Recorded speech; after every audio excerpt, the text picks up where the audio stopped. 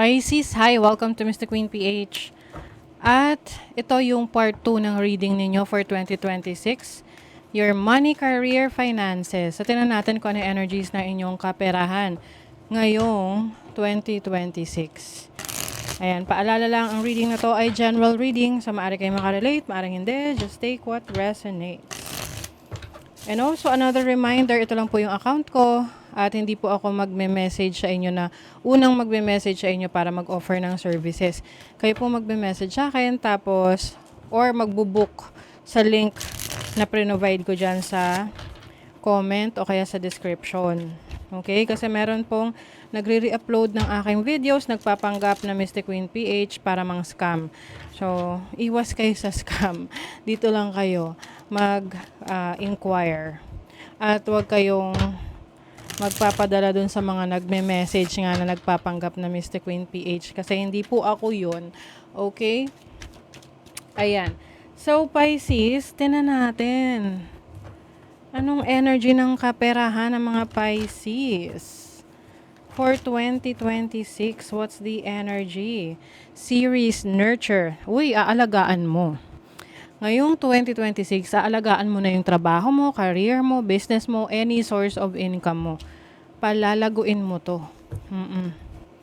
Pwedeng may pagsisimula or ipagpapatuloy mo yung nasimulan mo ngayong taon hanggang 2026. You have transits. This is about changes, no? Maaring may mga pagbabago kang gagawin. And itong pagbabago na to is something that kailangan mong i-embrace. Oo. Kasi yung iba natatakot sa pagbabago. Or hindi tinatanggap yung pagbabago. Kaya walang nagbabago sa buhay nila. O, 'di ba? Mars, this is motion. Motion, taking action. O, 'di ba? Yun, mas ano kayo, active. Oo, mas active kayo ngayong 2026 in achieving your goals and dreams for your money, for your career, for your finances. Kumbaga trabaho agad. Action agad. I'm seeing a lot of number 1 here, no? Number 1 is leadership. So, pwedeng meron kang leadership role. Meron din ditong new beginnings for you, no? Bagong simula na explore mo for your money, career, finances. Let's see, ano pa. The 10 of Wands. Medyo overloaded, maraming trabaho.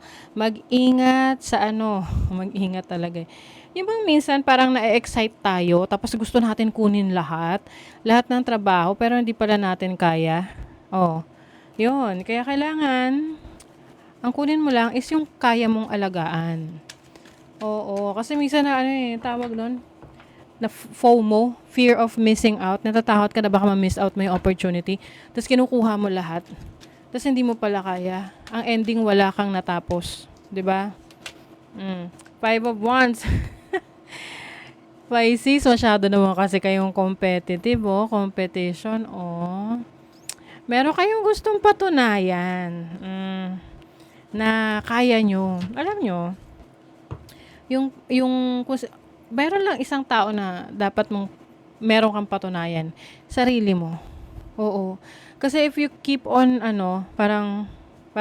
if you keep on wanting to please anyone, no? Hindi hindi yan matatapos. Oo. Kasi maraming iba't ibang standards yung iba't ibang tao. You have to focus on yourself. Ano yung gusto mong patunayan sa sarili mo na kaya mong gawin. 'Di ba? 9 of Wands, kaya mong gawin, resilience. Adaptive. Adaptability. You know what? Etong 2026 for you, Pisces, is the time to take action, and at the same time, wag mo rin masyadong abusuhin yung sarili mo. Okay?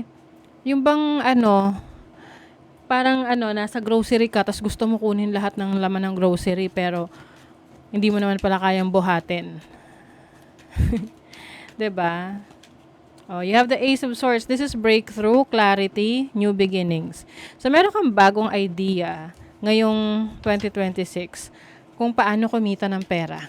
So, maaring ito yung eureka moment mo na, uy, that's a great idea. Tapos iniisip mo, kung ikaw pa lang ba ang unang nakaisip nun? Kaya nga iwasan mo rin na yung mag-procrastinate na you want things to start perfectly, no? Na gusto mo, hindi mo siya masimulan kasi gusto mo perfect yung simula. Wala namang ganun. Kasi as you, progress, may makikita at makikita kang mali doon eh. Oo, ang importante is natututo ka during the process. Kaya magsimula ka na. Wag mo nang hintayin yung perpektong pagsisimula. Ang importante na may step ka na, one step forward, 'di ba? Queen of Swords, sharp-mindedness. Yes, magiging maingat ka rin sa mga taong pakikisalamuhaan mo, makaka-deal mo. You will be more careful in getting into a transaction, agreement, dealings. The Hanged Man, sacrifice. Okay.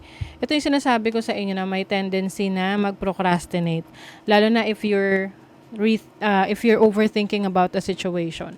Example, gusto mo magsimula ng negosyo, kaya lang iniisip mo maraming kulang. I-trim down mo, no? Kumbaga, ang tawag doon streamlining. Basta ganon. Na parang, ano ba yung resources na meron ka? Na pwede ka na magsimula. 'Di ba? For example, puto. Tagal ko na kung example yung puto na yan. So, yung puto, 'di ba? Gusto mong meron kang magandang recipe, masarap na recipe for puto. And then, kulang ka sa gamit, wala kang steamer, ganyan. Pwede ka naman manghiram ng steamer. O kaya, kung ano yung resources mo sa bahay, simulan mo. 'Di ba? Start small. Kasi, lahat naman nagsisimula. Nagsimula silang, lahat ng naging successful, nagsimula yan sa maliit. Small beginnings. Sabi nga ng Milo, great things starts from small beginnings. Financial clarity. Ayan. Take time to review your finances. Importante rin may awareness ka sa iyong standing ng kaperahan mo. Na paano ka nag-ooperate pagdating sa finances mo. Mas maganda tinatrack mo, yung minomonitor mo, yung cash flow mo, saan napupunta yung kinikita mo, saan mo ginagagastos, ano yung pumapasok na pera. You will also develop your skill. Ayan. Magde-develop ka ng skill. Mag-i-invest ka rin sa skills mo. Yes. Yun ang maganda, mag-invest ka sa sarili mo. Paano ba mag-invest sa sarili? Unang-una, sa physical mo, 'di ba? Yung mindset mo, yung sarili mo, kung gusto mong parang mas maging professionally looking, 'di ba? Pananamit mo, and of course, yung iyong talino, yung iyong knowledge. Yan ay isa sa pinakamagandang investan ng skills. Hindi yan mananakaw 'di ba? Financial efficient budgeting. Yes. Itong pagbabudget din, importante sa'yo ngayong 2026. Kasi, yan yung magsiset ng financial situation mo kung paano ka mag-budget. Professional networking, yes. Yung iba sa inyo mahiyain. Alam nyo ba, your network is your net worth. Niisip niyo, ano kayong sasabihin ng tao? Baka makita ko ng kamag-anak ko, kaya ng kaibigan ko, sabihin niya, ang cheap ko, or kaya, na itong pinaggagawa ko. Nako, tapos na yon. Hindi na uso yung gano'n na nahihiya. Kasi sa totoo lang, wala naman talagang pakialam ang ibang tao. Nagkakaroon sila ng pakialam kapag naging successful ka na. 'Di ba? New rhythms are coming into your life now. You are encouraged to trust and adapt. Yes. May mga pagbabago na parating sa'yo sa career mo, kaya kailangan daw magtiwala ka at mag-adapt. Kumbaga, sumusunod ka sa agos ng buhay, ganon.